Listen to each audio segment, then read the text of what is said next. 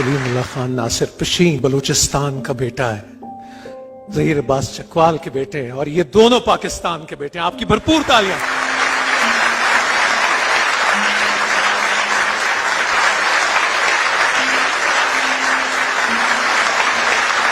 سوال میرا آپ سے یہ ہے کہ وہ کیا جذبہ ہے کہ اس حادثے کے بعد بھی صبر و استقامت آپ کے ساتھ ہے اور آپ کو حوصلہ دے رہا آگے بڑھنے کا؟ 27 جنوری کی شب جب رات 2 بجے ہم اپنی پوسٹ سے نکلے، کسی بھی آرمی افسر کی طرح، پاکستان آرمی افسر کی طرح میں اپنے جوانوں کو لیڈ کرتا ہوا اسی جذبے ہمت سے اس پہاڑی پہ پہنچا جہاں پہ ہم نے پوسٹ بنانی تھی. پوسٹ بناتے وقت اچانک ایک دھماکہ ہوا. جن ٹانگوں پہ میں چل کے آیا تھا ان سے مجھے محروم ہونا پڑا، لیکن اس کے بعد میرے ساتھیوں نے مجھے اپنے کندھوں پہ اٹھایا اور مجھے اسٹریچر پہ لٹایا.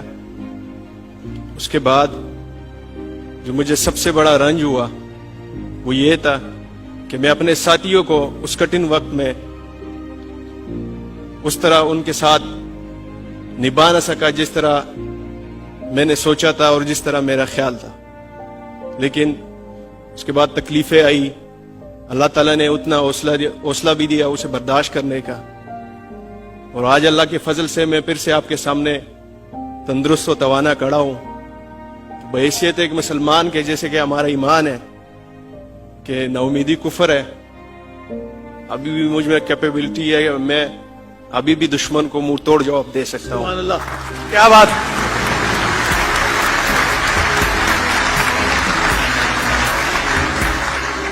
بسم اللہ الرحمن الرحیم. یہ پھول مسکرا رہے ہیں اور یہ چمن اداس ہے. چمن کو ایک دفعہ مسکرا دینا چاہیے. سب سے بڑا جذبہ تو یہ ہے کہ ہم سب آپ کے سامنے ہیں.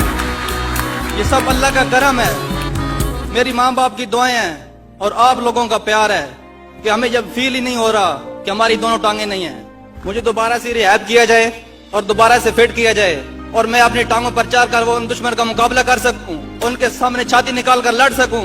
یہ میرا مستقبل میں مشن ہے. اور میں ان شر پسندوں کو ایک پیغام دینا چاہتا ہوں کہ وہ یہ نہ سمجھے کہ ہماری ٹانگیں نہیں ہیں، بلکہ ہمارے اندر ہمت ہے، جذبہ ہے، دوبارہ سے ہم لڑ سکتے ہیں اور ان کو نیست و نابود کر سکتے ہیں.